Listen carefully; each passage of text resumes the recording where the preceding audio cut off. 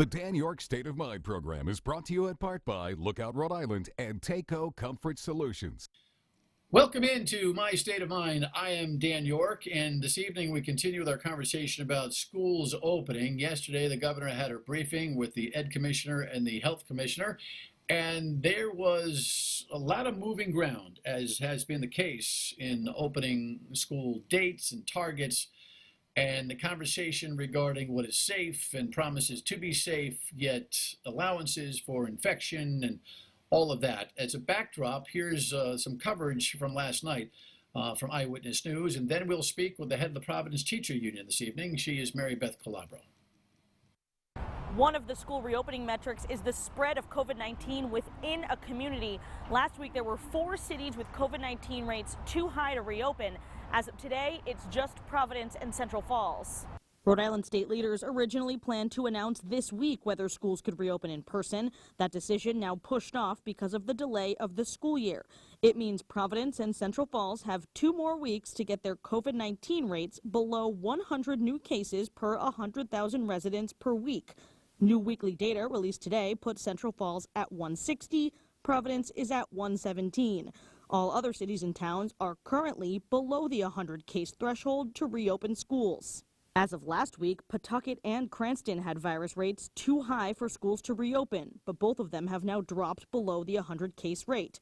The Department of Health has excluded cases from residents of congregate settings like nursing homes from this metric, since those folks don't interact with the general community as much. The municipal virus rate is just one of the 5 metrics that will determine whether a school district can reopen in person. But if Providence and Central Falls remain above the threshold, they will likely have to start the school year off with distance learning. That's what the teachers unions are pushing for anyway. But Education Commissioner Angelica Infante Green said Wednesday it's important to have options since distance learning doesn't work for everyone. Let me just give everybody a visual. 3 kids, 1 household. 2 bedrooms,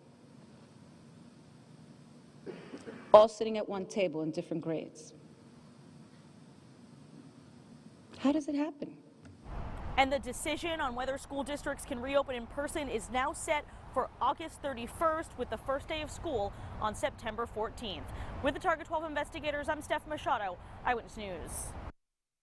And so the American Institute of Teachers president in Providence is Maribeth Calabro, no stranger to the program, of course. No stranger to the conversation about difficulties getting students in Providence. We've already done the How Did You Recover from COVID show, and about the really, I think, effort on the part of teachers across the board and across the state with a real, by and large, yeoman's effort to get it all done. Now, ironically, Maribeth, we got a situation where so many teachers at the end of the school year, I can't do that again. I can't do that just again. And now the itch is kind of scratching. First, welcome to the show, and second, you see the irony in that. Yes, thank you for having me. I hope you had a decent summer. The weather's been great. So I don't know that it's teachers so much saying that I can't do that again. I think that there's a lot of different things happening at the same time. And so I think that there's concerns around going back full boat and having, 26 students in a class, and, in particularly Providence, having schools in disrepair and having ventilation issues. That's a concern. Our workforce in Providence happens to be 47% of teachers over the age of 50. That's a concern.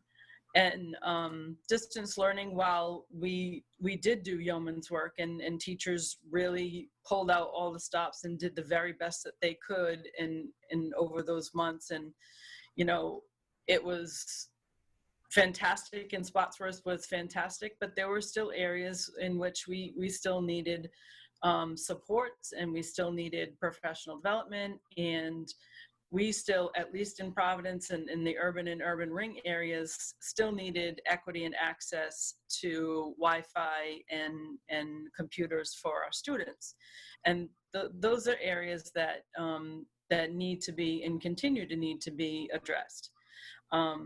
So as we go into the fall, and thinking about how we return to school, and as we move through the different levels, if you will, of returning or opening or reopening up of life, and we see cases increasing and folks, loosening up, whether they're wearing a mask or not wearing a mask, and more people gathering, and then, the governor changing restrictions and things like that. It kind of raises a red flag for teachers where in one breath, the governor says, we're reducing the number of people for social gatherings from 25 to 15, but it's okay for 30 students or 30 bodies, not 30 students necessarily, but 30 bodies to be in a classroom as a stable group.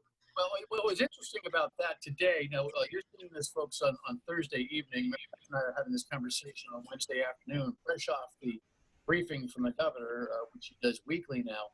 Interesting, the health director differentiated the 15 limit socially and the 30 limit in a classroom, talking about the control issue, saying, listen, you're able to establish rules. You're able to establish a 6 foot distance if the space is ample for it. You're able to, discipline behavior. So the nature of travel, as they say. Okay. No. No. The answer to that would be no. For every control that she can name, I can name a variable, right? So if you say that there are controls for 30, a stable group of 30, it's not a stable group of 30, because in that stable group of 30, when you introduce a teacher who teaches physical education, they teach physical education to either the majority of the school or the entirety of the school. And so if it's the majority of the school, it could be upwards of 300 kids. Or if it's the entirety of school, it could be upwards of 600 or 700 kids. So that changes the dynamic of that stable group. Or for someone like myself, who is a support professional or resource educator, and I teach students in the grade 6, 7, and 8, and I also support in ELA and math. When I'm supporting in those classrooms, I don't stay in one classroom all day. I stay in part of a classroom for part of a period. So I make that classroom unstable and the next classroom unstable because of all the classrooms that I've gone through during the course of that day. Then those students leave the school and they go on to buses. The buses are not in stable groups. They're in stable groups because those buses go into different communities because we bus all over the city. My school alone has 13 buses. So in order to talk about control, and she's a brilliant woman. I'm not, please don't take this as me casting aspersions, because the doctor from DOH is brilliant. But she knows what a control group is. And that is not a control group. Those 30 kids in a classroom or 30 bodies in a classroom could potentially go on 13 different buses back into 13 different parts of the city. Okay, we're going to pause here. When we come back, I want to talk about the education that you had yourself to be able to speak to the environment, and the definition of control groups and who's got the authority. Maribeth Calabro is the Providence Teachers Union. Right back on my state. Maribeth Calabro is my guest. She is the Providence Teachers Union. She's very parents and teachers, and of course, we're talking about going back to school. Last night we had a couple parents and a teacher talking about the distance learning being their go-to here, incredibly. We'll break some of their down as well. But you just took on Dr. Scott in a very professional manner, but you talked about the definition of control. The state's capacity is right now. If there are 30 kids in the classroom, she says that's a control group. You dispute that, and you talk about dynamics. What have you done, or what training or learning or research or resource or effort or support from the National Union? What has brought us to a place where you think you can speak to the definition and of a control group in somewhat of a prevalent? I've done a lot of research, actually. I spend most of my days reading research and talking with, I'm on the phone with the National every other day in some capacity or another, whether it be with the staff or the vice president, in talking about reopening schools and our negotiations. So this is one of our primary foci for the summer. And so it is critical for me to be knowledgeable about everything there is to know about reopening schools, so that it's not just me yelling and screaming, we don't want to go back. Because at the end of the day, teachers do want to go back. I miss my students. I want to see them. I want to be back in school. But I want to be back in school. We all want to be back in school because we feel safe, and we know that our children will be safe, and we know that our colleagues will be safe. What we don't want is to hear from one day to the next that the marker is moving either forward or backwards, depending upon which way the wind blows and whoever you speak to. And so when duplicitous statements come out about social groups, and then, but not for teachers, or we're the same as nurses, I find those things to be insulting, to be quite frank, because we're not the same as nurses. The environment and the HVAC systems in hospitals is quite different than the systems that are in schools. And so there's no, listen, the city of Providence in of itself has a facility that predates and is no new.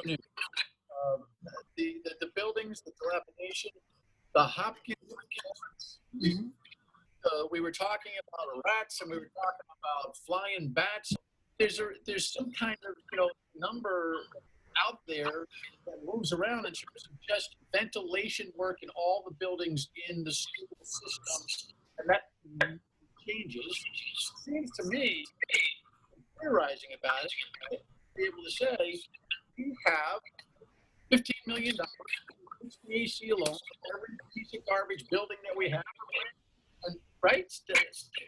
At the very least, RFPs, investigations, searches for ionization fans, at the very least, for the smallest amount of money possible, should have been looked into. HVAC is a very expensive proposition, and I understand that. And we have very few buildings in the district that have HVAC machines that are contemporary and up to date. Providence Korean Technical, state-of-the-art building, up-to-date HVAC. That's not the building I'm talking about. I'm talking about our classicals, our centrals, our Nathaniel Greens, our Roger Williams, our Gilbert Stewarts. You know exactly what I'm talking about. We've talked about them ad nauseum for the past 5-6 years. Here's the thing that I find interesting. Today, the governor has talked about this, we're not sending back, and the commissioner, who I think is working earnestly here, and he's trying to lead autonomously, who's driving her own agenda. So this is not an easy thing to do. But listen, at the end of the day, as a mom, we're not, if the kids are not safe, we're not going to do this. I think yet the governor talks about the idea that there's going to be infection. There's going to be a kid infection. There is going to be a infection. Now, I'm not a Pollyanna or a wuss here, but it seems to me when someone gets an infection, they're now highly contagious. So it becomes a spiral. I think it's fun, but we've got to be able to use and agree on, if possible, is more safe, or as safe as possible. As safe as possible. Not safe. Right. As safe as possible. So when we come back, we'll talk about what is the as safe as possible quotient for the teachers, whether it's defined metric or defined by our gut. I'm going to get in mind with Maribeth Calabro, head of the Teachers Union in Providence. When we return, stay with us. Back, Maribeth Calabro, head of the Providence Teachers Union, is with me. What we're talking about, this term safe versus safe as possible. Mm-hmm. What safe as possible in terms of a metric, gut? What does it mean? So it's a slippery slope, and it's difficult to actually pinpoint. However, there are guidelines, and OSHA doesn't particularly name how many particulates need to be in the air in order for air quality to be safe.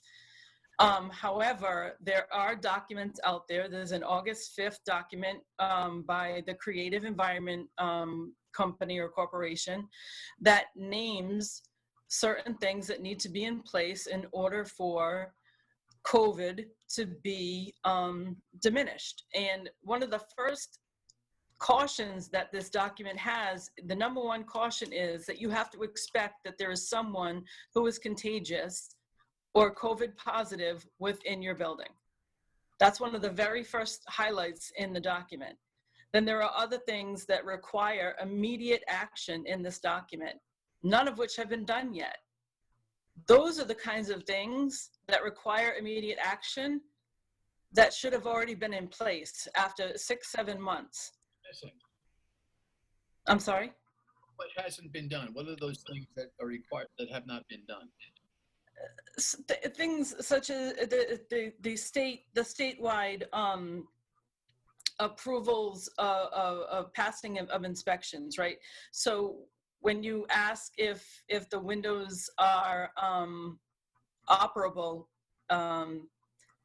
the response is they're intact. Well, intact and operable are two totally different things. If I look out my windows right now, they're intact. Can I open them? I don't know. I haven't gotten up and tried to open them yet. There's a huge difference between the ability to open a window and whether or not it's intact. And you have to, one of the first suggestions of them in the CEC document is, in order to have appropriate ventilation in buildings of a certain age, my building and other buildings built in the 20s, the 30s, the 40s, et cetera, is to at least have ventilation, you need to have operable windows, windows that open and close. Well, listen, we could do 10 shows now on each individual item of concern, which I think only magnifies in deference to everybody trying to do the right thing here, from the school system to the union, to the teachers down the line, to the parents, the kids. Everyone knows that this thing is just so multi-pronged. It's not. It is. It's very hard. But let me ask you about a concept. I wrote in my Valley Breeze column, which will appear on Thursday, that I'm guessing what I'm going to do is a house reform at the end. I'd like to see teachers go back to classrooms with or without. Mm-hmm. In terms of focus and normalcy for the teachers. And look, the NBA players and hockey players are playing an empty arena. At least they're going back to their place of work. And for the kids, if the kids can come in, visit, and say hello, and then go back, faces on the computer screen to see Mrs. Jones, because that's where Mrs. Jones operates. That seems to me to be the best thing. Do you agree? I definitely think that there's a place for teachers to be back in the classrooms. I think that there's a place for us to have either office hours or contact time for students who are going to be needing support, either social emotional support or educational support services, so that them and their families can come in and talk to teachers if we go back to that like kind of hybrid approach. I also think that there are our multi-language learners and our students who are differently abled, who are going to need to see and be with their teachers to get the appropriate supports that they need. Those are things that we're not balking at. We just need to figure out how to do it so everybody's safe. I had a woman last night in this program who's running this parent group and teacher group, for Safe Schools. Yeah. Who said, "Listen, I just, if it's good enough for you to work at home, it's good enough for me to work at home. I've got 2 little kids, so if my little kids are at home, then I can't go into school. Look, something's got to give. We have to put teachers back in schools.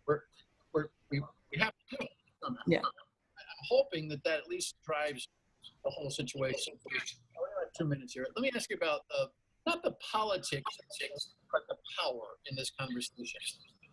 Notwithstanding how I think sincere and earnest both unions have been in this dynamic, I mean that. Mm-hmm. You hold all the cards. Like, if you don't go back to work, there's no school. So who's kidding who here? I'm sincere when you say we miss our kids, we want to be back. And I believe the commissioner today, when she said, I'm getting emails from teachers off the record, I need to go back to school. And I'm sure you've got internal debates about this. Mhm. Yeah. Who's running the show here?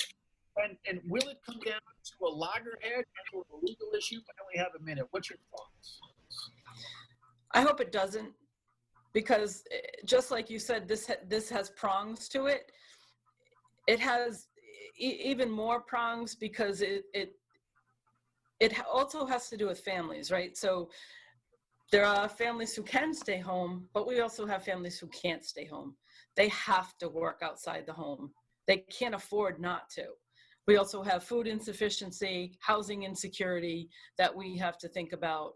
And we have our students who are differently abled and our multi-language learners who need to be in school in order to get the appropriate and adequate education. So none of us are rushing to court.